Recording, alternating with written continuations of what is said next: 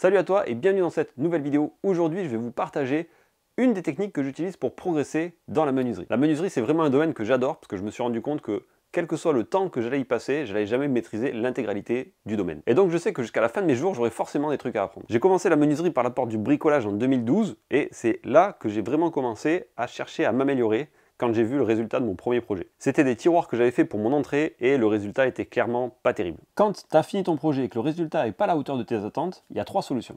La première, c'est de se dire que c'est pas fait pour toi et d'abandonner. La deuxième, c'est d'aller sur internet et de chercher à se former. Il y a YouTube par exemple sur lequel il y a plein de tutos qui sont pas mal et il y a aussi des formations qui peuvent te permettre de progresser. Et la troisième, c'est celle dont on va parler aujourd'hui, c'est de chercher à progresser dans un domaine particulier. Une fois que tu as accepté le fait que c'était une première fois, et par définition, toutes les premières fois, elles sont pas terribles, tu te dis la prochaine fois, je ferai mieux, et c'est comme ça qu'on commence à progresser. Dans mon cas aujourd'hui, depuis 2012, je fais quasiment tout avec des machines électroportatives, parce que c'est beaucoup plus rapide que faire du travail à la main, mais c'est quand même un domaine sur lequel j'aimerais vraiment progresser, le travail à la main. Et comme en septembre, je vais devenir formateur dans le CAP menuiserie à Montpellier, j'aimerais bien avoir plus d'expérience manuelle à leur partager. Et il y a une bonne méthode pour progresser, c'est de travailler à plusieurs. Damien. Allô? Ouais, salut Philippe, c'est Damien. Tu vas bien? Ça va et toi? Ouais, ça va, écoute, là je m'occupe, je suis en train de préparer, je vais faire du plaquage. Je m'intéresse vachement aux techniques d'ébénisterie en ce moment.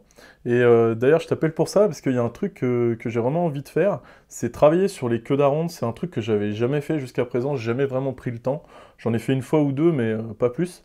Et je voulais savoir si toi, ça t'intéressait aussi de travailler là-dessus. Moi, je suis toujours chaud pour les nouveaux défis. Et si on veut progresser sur une technique en particulier, ce qui peut valoir le coup, c'est de la pratiquer régulièrement, avec un petit peu de discipline. Ce qu'on pourrait se dire, c'est faire 30 jours, 30 queues d'aronde.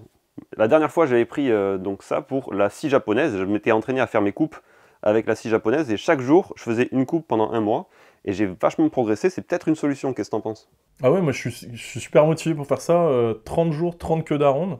Moi j'ai vraiment envie de progresser là-dessus, et ouais, moi ça me convient bien. Alors peut-être qu'au niveau du format, peut-être je me suis emballé, parce que 30 jours, 30 queues d'aronde, ça va prendre quand même beaucoup de temps, et j'ai aussi toutes les formations à gérer et compagnie. Peut-être que moi, je partirais sur un format genre 30 jours, 40 minutes de pratique sur les queues d'aronde, ou un truc comme ça. Ça me permettrait de garder du temps pour les autres activités. Ouais, bah c'est parfait, hein, moi ça me va, hein. Tant qu'on fait le projet ensemble, ça va être motivant de suivre et puis d'échanger, pourquoi pas, à mi-chemin pour faire un petit point d'étape, je sais pas ce que t'en penses. Ouais, c'est une belle idée, ça nous permettra d'échanger sur ce qu'on aura appris et aussi les galères qu'on aura eues. Ouais, ça marche.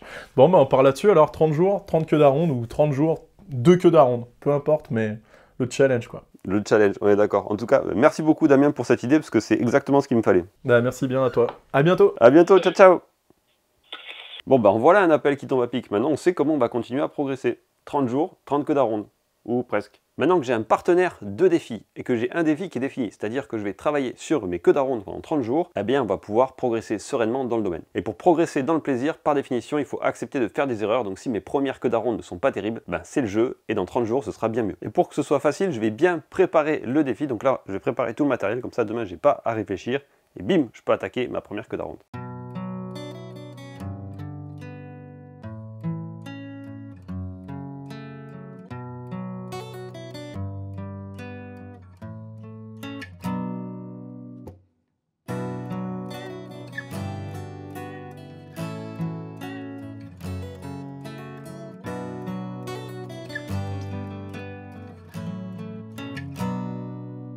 Au niveau matériel, donc je prends une scie japonaise avec un dos qui est bien rigide, histoire de pouvoir faire des traits le plus droit possible. Un tranché pour avoir des traits précis pour le marquage. Une vraie équerre, une fausse équerre pour les angles qui seront à 1/8. Et les ciseaux à bois, donc c'est mes ciseaux, on va dire, de travaux. Parce que j'ai aussi des ciseaux japonais, mais je m'en sers très peu. Parce que finalement ils sont assez épais et c'est pas ultra pratique tout le temps. Et donc on va partir là-dessus, c'est des Stanley, ils sont pas trop mal affûtés. Ouais, ça fera le job. Et ça devrait suffire. Et pour le bois, je vais commencer avec un morceau de chêne qui fait, doit faire 5 cm par 20 mm, un peu plus.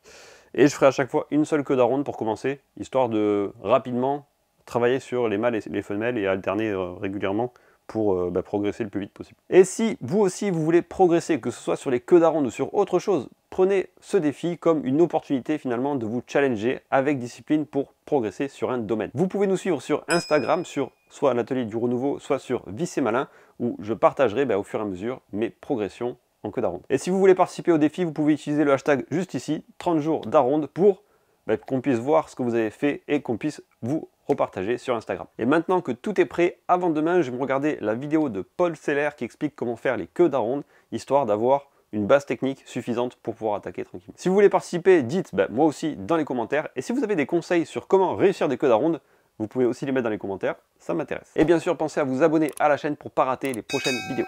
Je vous souhaite de super projets, amusez-vous bien et à la prochaine, ciao ciao! Et pendant ce petit générique de fin, petit teaser, au mois d'octobre, on réouvre les portes de la formation Menuisier Malin. Menuisier Malin, c'est la formation qu'on a développée pour vous accompagner à devenir autonome dans la menuiserie et être capable de faire des meubles avec des assemblages traditionnels. Donc si tu es intéressé, reste connecté soit sur la chaîne YouTube, soit à la newsletter et on vous enverra plus d'informations pour ne rien rater. Maintenant que tu sais tout, je te dis à la semaine prochaine.